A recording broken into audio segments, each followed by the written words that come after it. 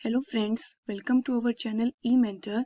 आज हम लोग इस वीडियो में डिस्कस करेंगे सारे important questions law of demand से रिलेटेड। ये सारे क्वेश्चन एसएससी के ही हैं और कहीं ना किसी एग्जाम में पूछे गए हैं। So let's start our today's session. हमारा फर्स्ट क्वेश्चन है, demand in economics means. Demand का क्या मतलब है? तो हमने देखा था डिमांड का मतलब क्या होता है, वांट। मेरे को कोई चीज चाहिए, वांट प्लस परचेजिंग पावर। उस चीज को खरीदने के लिए मेरे पास क्या होने चाहिए, पैसे होने चाहिए। तो उस चीज को मैं क्या कहूंगी कि डिमांड है। तो मेरे पास वांट होनी चाहिए प्लस मेरे पास क्या होनी चाहिए, उस चीज को खरीदने के लिए पैसे होने चाहिए, दैट इज इनकम होनी चाहिए। तो उस चीज के हम लोग क्या कहेंगे, डिमांड है। ये डिमांड की डेफिनेशन है इकोनॉमिक्स में। तुम्हारा option D is the right answer, demand backed by purchasing power. ठीक है, फाइन। नेक्स्ट क्वेश्चन हमारा आता है, एक्सटेंशन और contraction of quantity demand of a commodity is the result of change in the. तो हमने देखा था एक्सटेंशन और कॉन्ट्रैक्शन ये कब होता है हमारे पास, जब प्राइस ऑन प्राइस हमारे पास चेंज होता है। कमोडिटी का ऑन प्राइस चेंज होना चाहिए, उसी को हम क्या बोलते हैं, एक्सटेंशन और कॉन्ट्रैक्शन। ठीक है, तो इसका क्या हो गया, option A is the right answer. Extension और कॉन्ट्रैक्शन कब होगा हमारे पास, जब कमोडिटी का ऑन प्राइस चेंज होगा। ठीक है, एक बार हम लोग क्विक रिवीजन ले लेते हैं, हमने अब तक अपनी वीडियोस में क्या देखा है। ठीक है, तो हमने देखा था कि मूवमेंट कब होती है डिमांड कर्व में, जब ऑन प्राइस चेंज होता है। ऑन प्राइस चेंज होता है हमारे पास, तो क्या होता है, या तो एक्सटेंशन होगी डिमांड की या क्या होगी, कॉन्ट्रैक्शन होती है हमारे पास डिमांड में। ठीक है, एक्सटेंशन का मतलब क्या, कि क्वांटिटी डिमांड का एक्सटेंड होना। क्वांटिटी डिमांड हमारे पास एक्सटेंड कब होती है, क्वांटिटी डिमांड कब एक्सटेंड होती है हमारे पास, जब प्राइसेस फॉल होंगे। क्योंकि यही लॉ ऑफ डिमांड कहते हैं कि नेगेटिव रिलेशन होता है हमारे पास, कि क्वांटिटी डिमांड हमारे पास कब बढ़ती है, जब हमारे पास जो प्राइसेस होते हैं वो क्या होते हैं, फॉल होते हैं। तो एक्सटेंशन होना क्वांटिटी डिमांड का ऑन प्राइस में चेंज होना। ठीक है, इसी को डायग्राम से देखा था हमने कि एक्सटेंशन में हम लोग नीचे जाते हैं, हम लोग पॉइंट ए से पॉइंट बी पे चले गए, हम लोग नीचे की तरफ गए हैं क्योंकि प्राइसेस कम हुए हैं, 1000 से 500 कम हुए हैं और क्वांटिटी डिमांड बढ़ी है, दैट इज एक्सटेंशन। एक्सटेंशन कब होगी, जब ऑन प्राइस चेंज होगा, इंपॉर्टेंट है बहुत, ऑन प्राइस चेंज होगा हमारे पास। ठीक है, और ऐसी कॉन्ट्रैक्शन, डिमांड का कॉन्ट्रैक्शन मतलब कि डिमांड का कम होना। डिमांड कब कम होगी हमारे पास, जब प्राइसेस हमारे पास इंक्रीज होंगे। ठीक है, तो प्राइसेस हमारे पास ऐसे इंक्रीज होंगे, डिमांड ऐसे कम होगी हमारे पास, तो हम लोग ए पॉइंट से बी पॉइंट पे शिफ्ट हो जाएंगे। तो अगर हम ऊपर की तरफ जा रहे हैं, दैट इज कॉन्ट्रैक्शन। ठीक है, तो ये सब हमने देखा था। ठीक है, ओके। और शिफ्ट क्या था हमारे पास, शिफ्ट का मतलब था, शिफ्ट शिफ्ट कब होती है हमारे पास डिमांड कर्व में, जब ऑन प्राइस तो हमारे पास सेम रहे। ऑन प्राइस जो कमोडिटी का अपना प्राइस है वो उसमें कोई चेंज नहीं होना चाहिए, लेकिन जो अदर फैक्टर्स हैं वो चेंज होंगे। जब अदर फैक्टर्स की वजह से हमारी डिमांड बढ़ती है, तो उसी को हम लोग क्या कहेंगे कि डिमांड कर्व शिफ्ट हुई है। अब डिमांड कर्व शिफ्ट हो गया तो इंक्रीज इन डिमांड होगा हमारे पास या डिक्रीज इन डिमांड होगा। इंक्रीज यानी कि क्वांटिटी डिमांड का इंक्रीज होना और प्राइसेस में नो चेंज। ठीक है, तो इस केस में हम लोग क्या होंगे, राइट वर्ड शिफ्ट होंगे। पहले अगर हम लोग इस डिमांड कर्व पे थे D1 पे, तो हम लोग D2 पे शिफ्ट हो जाएंगे, राइट वर्ड। एरो ऐसे जाएगा हमारे पास, क्योंकि क्वांटिटी डिमांड हमारे पास ऐसे बढ़ी है। ठीक है, ये प्राइसेस हमारे पास क्या है, कांस्टेंट है। ए पॉइंट पे वही प्राइसेस है और बी पॉइंट पे वही प्राइसेस है, लेकिन क्वांटिटी डिमांड बढ़ी है क्योंकि ये ऑन ऑन प्राइस हमारे पास कांस्टेंट है। अदर फैक्टर से राइट वर्ड शिफ्ट होता है हमारे पास। तो अदर फैक्टर से इंक्रीज और डिक्रीज होता है, और ऑन अपने प्राइस से क्या होता है, एक्सटेंशन और कॉन्ट्रेक्शन होता है हमारे पास। ऐसे ही लेफ्टवर्ड शिफ्ट कब होगा, जब हमारे पास क्वांटिटी डिमांड कम होगी। क्वांटिटी डिमांड ऐसे कम होगी तो हम लोग इस डिमांड कर्व से, ये D1 डिमांड कर्व है, इससे ये D2 डिमांड कर्व पे ऐसे शिफ्ट हो जाएंगे अंदर की तरफ। प्राइसेस हमारे पास क्या है, कांस्टेंट है हमारे पास। ठीक है, फाइन। तो ये हो गया हमारे पास, शिफ्ट को हमने देख लिया, शिफ्ट इन डिमांड कर्व और movement along demand curve.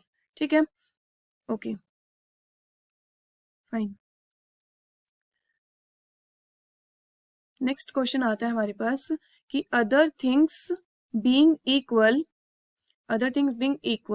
A decrease in quantity demand of a commodity can be caused by decrease, quantity demand में डिक्रीज होना। देखो अदर थिंग्स तो कांस्टेंट हमारे पास, तो चेंज किस में होगा, प्राइसेस में होगा, अपनी प्राइस में चेंज होना, ठीक है। क्वांटिटी डिमांड का डिक्रीज होना, क्वांटिटी डिमांड का डिक्रीज होना, क्वांटिटी डिमांड कब डिक्रीज होगी हमारे पास, जब प्राइसेस हमारे पास इंक्रीज होंगे, अपने ही प्राइसेस इंक्रीज होने चाहिए क्योंकि अदर थिंग्स हमारे पास कांस्टेंट उसने दे ही रखा है हमारे पास। तो अपनी क्वांटिटी डिमांड कब होगी हमारे पास कम, जब हमारे प्राइसेस इंक्रीज होंगे, a rise in the price of the commodity. तो this will be the right answer. मतलब ये क्या है, ये लॉ ऑफ डिमांड को पूछ रहा है इस क्वेश्चन में। किसको पूछ रहा है, ये लॉ ऑफ डिमांड को, ठीक है, फाइन।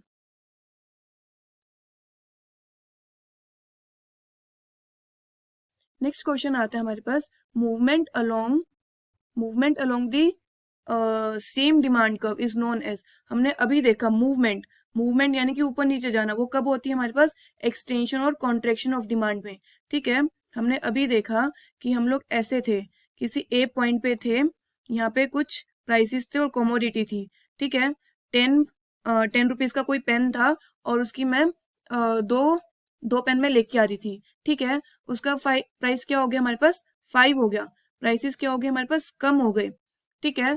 तो अब मैं क्या कर रही हूँ, 4 पेन खरीद पा रही हूँ क्योंकि प्राइसेस कम हुए तो मेरी क्वांटिटी डिमांड बढ़ गई। दोनों में चेंज होना, प्राइसेस में भी चेंज हुआ कि प्राइसेस कम हुए, क्वांटिटी डिमांड बढ़ गई, ठीक है। तो ये क्या हो गया हमारे पास, एक्सटेंशन हो गया क्योंकि हम लोग ऐसे मूव हो गए, ए पॉइंट से बी पॉइंट पे आ गए, तो ये एक्सटेंशन, ठीक है। तो ये मूवमेंट होगी हमारे पास। ऐसे ही कॉन्ट्रेक्शन का हो जाएगा, कॉन्ट्रेक्शन कब होगी हमारे पास, जब प्राइसेस इंक्रीज होंगे, क्वांटिटी डिमांड हमारे पास क्या होगी, कम होगी, तो इस केस में क्या होगा, कॉन्ट्रेक्शन हो जाएगी, ठीक है। ये भी हमारे पास क्या हो जाएगी, मूवमेंट हो जाएगी, फाइन, ठीक है, ये हो जाएगा।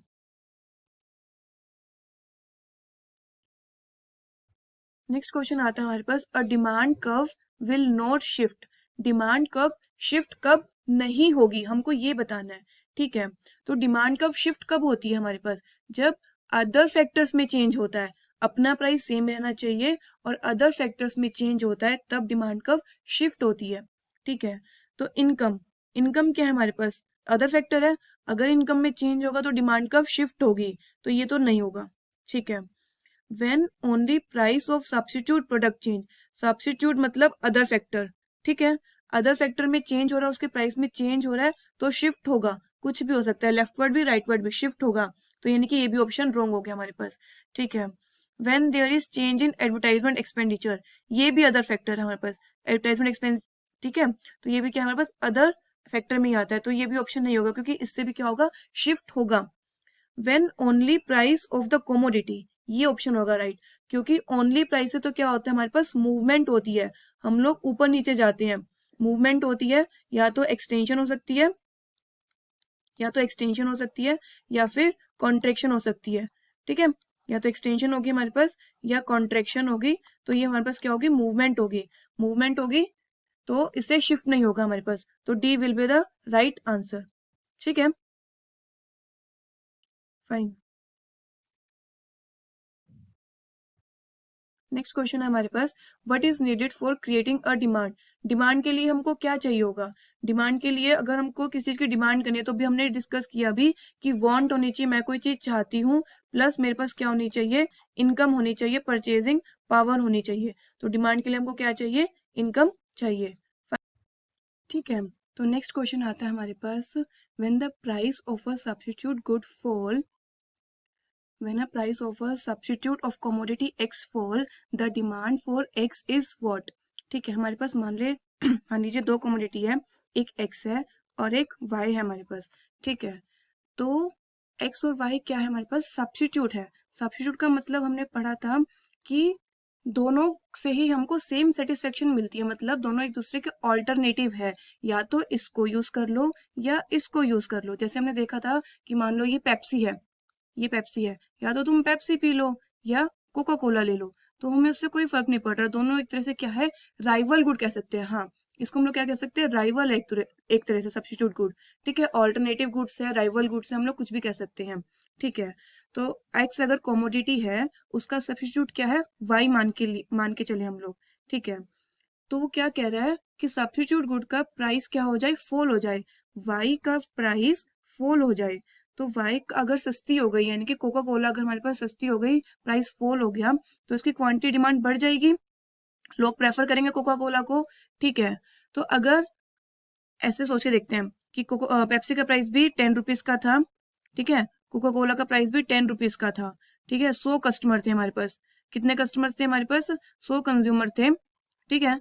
तो 50-50 था कि 50 लोग पेप्सी पी रहे हैं और 50 लोग कोका कोला पी रहे हैं, इनको कोई फर्क नहीं पड़ रहा, क्योंकि अभी दोनों का प्राइस क्या है? सेम है।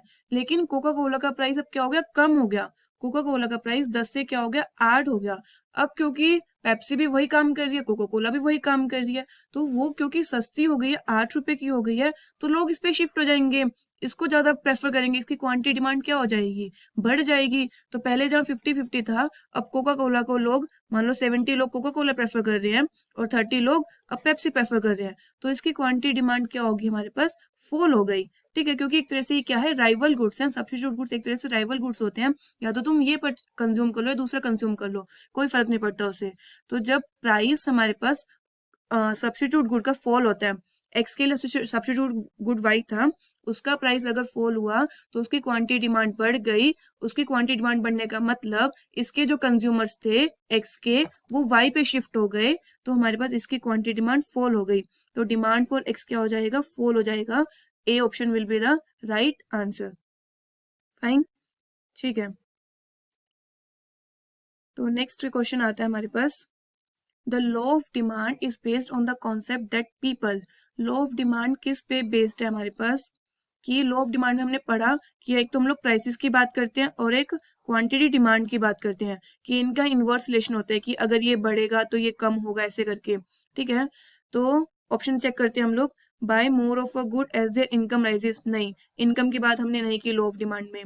Bye more of a good as the prices fall, हाँ हमको दिख रहा है कुछ क्वांटिटी डिमांड और प्राइसेस की बात हो रही है, तो ये राइट ऑप्शन होगा। वो क्या कह रहा है? अगर प्राइसेस फॉल हुए हमारे पास, तो क्वांटिटी डिमांड बढ़ रही है। ठीक है, इनवर्स रिलेशन भी मिल गया हमको, इनवर्स रिलेशन भी मिल गया, और प्लस प्राइसेस और क्वांटिटी की बात कर रहे हैं हम लोग, तो यही हमको लॉ ऑफ डिमांड कहती है। ठीक है, हो जाएगा क्वेश्चन, हो जाएगा। फाइन, नेक्स्ट क्वेश्चन आता है। नेक्स्ट क्वेश्चन आता है हमारे पास, for a good dash negative income effect and positive price effect, then the good is.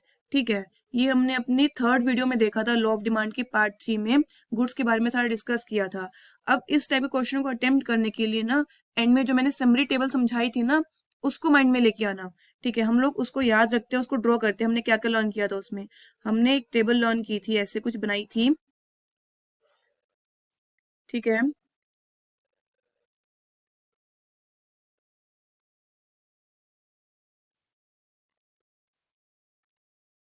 ठीक है, यहाँ पे हमने रखे थे नॉर्मल गुड को, यहाँ पे हमने रखा था इंफीरियर गुड को, यहाँ पे हमने रखा था गिवन गुड को, यहाँ पे था प्राइस इफेक्ट। प्राइस इफेक्ट का मतलब लॉ ऑफ डिमांड वाला सेक्शन। ठीक है, और यहाँ पे था हमारे पास, ये लॉ ऑफ डिमांड वाला सेक्शन है, प्राइस इफेक्ट। और यहाँ पे था हमारे पास इनकम इफेक्ट। ठीक है, हमने बोला था ये वाला एरिया क्या है? ये वाला एरिया नेगेटिव है हमारे पास, और ये वाला एरिया, और ये वाला एरिया क्या है? पॉजिटिव है। मैंने आपको कहा था पॉजिटिव वाला लर्न कर लीजिए, नेगेटिव वाला लर्न अपने आप हो जाएगा। ठीक है, तो ये वाला केस पॉजिटिव है हमारे पास, और ये वाला केस पॉजिटिव है। ये वाला क्या है? नेगेटिव। ये भी नेगेटिव, ये भी नेगेटिव, और ये भी नेगेटिव। अब उसने क्या बोला हमको? वो कौन सा गुड है जिसका नेगेटिव इनकम इफेक्ट है? इनकम इफेक्ट, ये इनकम इफेक्ट का नेगेटिव, ओके, इन ये दो केसेस है, ये दो केसेस। ठीक है, और positive price effect, positive price effect यानी कि ये, तो गिवन गुड। आंसर क्या हो गया हमारे पास? गिवन गुड हो गया। और दूसरा तरीका क्या है पहचानने का? क्योंकि प्राइस इफेक्ट मतलब लॉ ऑफ डिमांड। ठीक है, प्राइस इफेक्ट मतलब law of demand, price effect, और वो पॉजिटिव हो रहा है, लॉ ऑफ डिमांड हमेशा नेगेटिव होता है, तो लॉ ऑफ डिमांड को वॉयलेट कौन करता है? सिर्फ और सिर्फ गिवन गुड करता है। हमने ये चीज पढ़ी थी कि लॉ ऑफ डिमांड का एक्सेप्शन क्या है हमारे पास? गिवन गुड है। तो आप इसको ऐसे भी पहचान सकते थे कि प्राइस इफेक्ट पॉजिटिव कौन होता है हमारे पास? प्राइस इफेक्ट पॉजिटिव सिर्फ और सिर्फ गिवन गुड का ही होता है। ठीक है, तो इसी को आप अच्छे से वीडियो को पॉज करके रिवाइज कर सकते हैं कि इस टेबल को अच्छे से ध्यान में रखना। इसको याद रखोगे तो क्वेश्चन इसमें से आसानी से हो जाएंगे सॉल्व, पेपर में याद आ जाएगा कि आप ना इसको याद कर लो। एक तो पॉजिटिव रिलेशन यहाँ पे होता है हमारे पास, और एक यहाँ पे होता है हमारे पास इस कॉर्नर पे। ये दो कॉर्नर्स याद रह जाएंगे तो बाकी तो सारे नेगेटिव रिलेशन है, हो जाएगी टेबल लर्न। ठीक है, नेक्स्ट क्वेश्चन आता है हमारे पास, for a inferior good, inferior good के लिए डिमांड फॉल्स व्हेन। अच्छा, इंफीरियर गुड है उसके लिए डिमांड कब फॉल होती है हमारे पास।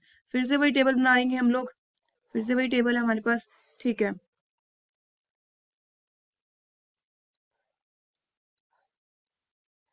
इंफीरियर गुड हमारे पास यहाँ पे, नॉर्मल गुड हो गया हमारे पास, इंफीरियर गुड यहाँ पे हो गया, और गिफन गुड यहाँ पे हो गया।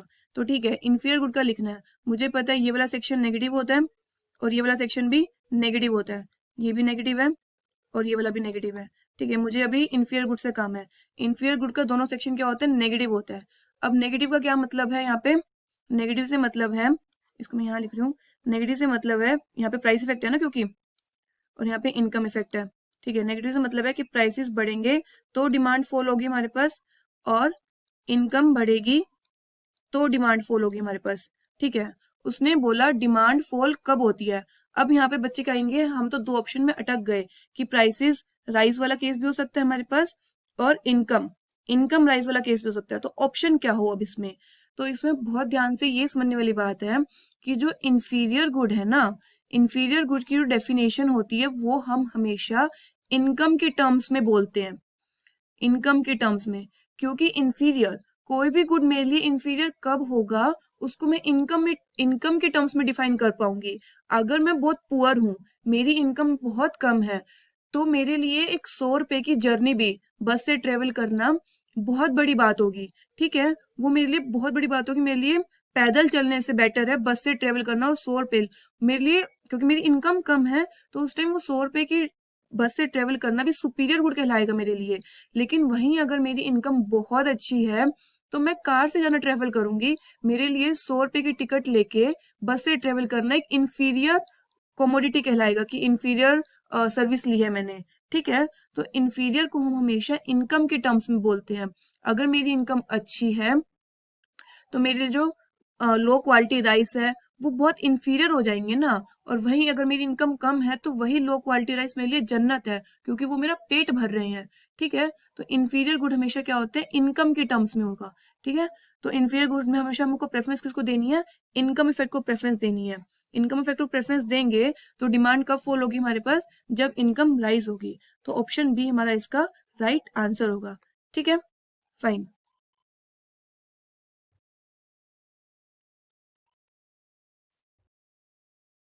नेक्स्ट क्वेश्चन आता है हमारे पास, if the price of an inferior good falls its demand, तो उसकी डिमांड क्या होगी हमारे पास।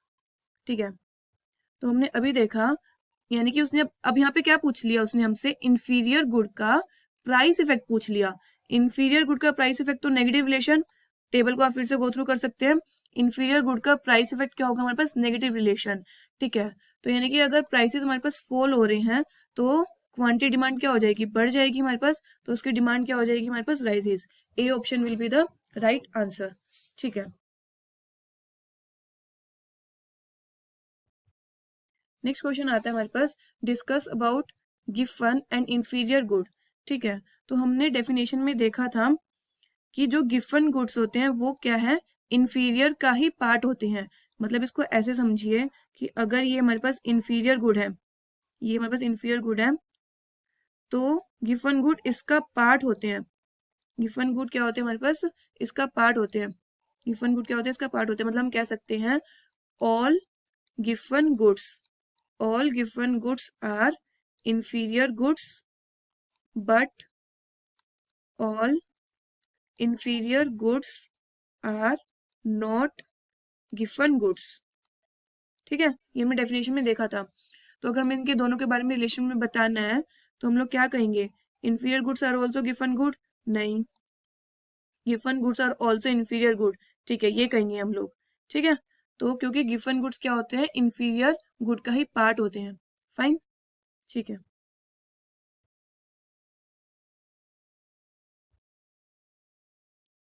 नेक्स्ट आता है हमारे पास which of the following is not the direct deciding factor of demand.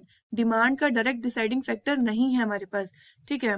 तो हमको पता है डिमांड के लिए सेविंग्स हमने अब तक कुछ नहीं पढ़ा ऐसा। इनकम, इनकम इफेक्ट करती है हमारी डिमांड को, कि अगर हमारे पास इनकम बढ़ती है तो डिमांड हमारे पास बढ़ जाती है नॉर्मल गुड के केस में, क्योंकि इनकम बढ़ने का मतलब परचेजिंग पावर बढ़ जाती है, हमारे खर्चे बढ़ जाते हैं, क्योंकि हम बोलते हैं जैसे जैसे हमारी इनकम बढ़ जाती है हम उस हिसाब से खर्चा करना स्टार्ट कर देते हैं, तो डिमांड बढ़ जाती है। प्राइस इफेक्ट तो होता ही है, लॉ ऑफ डिमांड होता है। टेस्ट भी हमने पढ़ा था कि अगर मेरा पर्टिकुलर टेस्ट है किसी ब्रांड को लेकर तो मैं उसको परचेज करूंगी ही करूंगी, तो वो भी डिमांड को इफेक्ट करती है। तो राइट ऑप्शन क्या हो जाएगा हमारे पास, क्योंकि ये सारे डिसाइडिंग फैक्टर हैं, ये सारे डिसाइडिंग फैक्टर है, तो राइट ऑप्शन क्या हो जाएगा, सेविंग्स, ठीक है।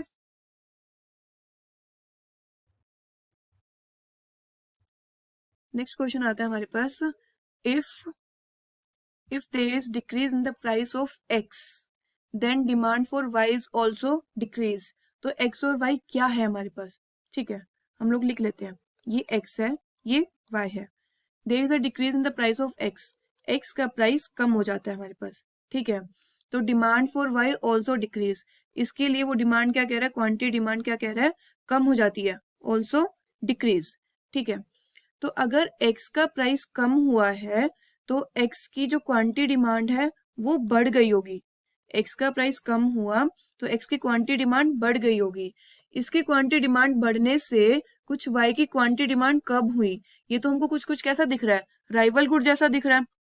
राइवल गुड ऐसा दिख रहा है ना कि इसके कंज्यूमर्स इसने छीन लिए, ये अपने पास ले गया अपने कंज्यूमर्स। तो राइवल गुड कौन सा होता है हमारे पास, सब्स्टिट्यूट के केस में। तो ये एक्स और वाई क्या हो गया हमारे पास, सब्स्टिट्यूट गुड हो गए, क्योंकि इसके प्राइसेस कम हुए तो लॉ ऑफ डिमांड एक्स के लिए क्या कहेगा कि इसकी क्वांटिटी डिमांड बढ़ जाएगी, इसकी क्वांटिटी डिमांड बढ़ गई। और क्वेश्चन में दे रखा हमको कि वाई की क्वांटिटी डिमांड कम हुई है, यानी कि इसकी क्वांटिटी डिमांड कम होने का मतलब है इसके जो कंज्यूमर है छीन के वो एक्स ले गया, वो अगर एक्स ले गया तो यानी कि ये दोनों क्या हो गए हमारे पास, सब्स्टिट्यूट गुड हो गए। फाइन, ठीक है। आज का हमारा लास्ट क्वेश्चन है, अ want becomes a demand only when it is backed by. तो डिमांड क्या होती है, हमने अभी देखा, want plus income, want plus income है हमारे पास, डिमांड तो हम उसी को बोलते हैं, ठीक है। तो वांट के साथ क्या होना चाहिए हमारे पास, इनकम, यानी कि एबिलिटी टू परचेज, कि मैं उसको चीज को परचेज कर सकती हूँ, that is the ability to purchase. तो this will be the right answer. अभी हम इसके और क्वेश्चंस करेंगे लॉ ऑफ डिमांड के, इस वीडियो में अभी इतना ही।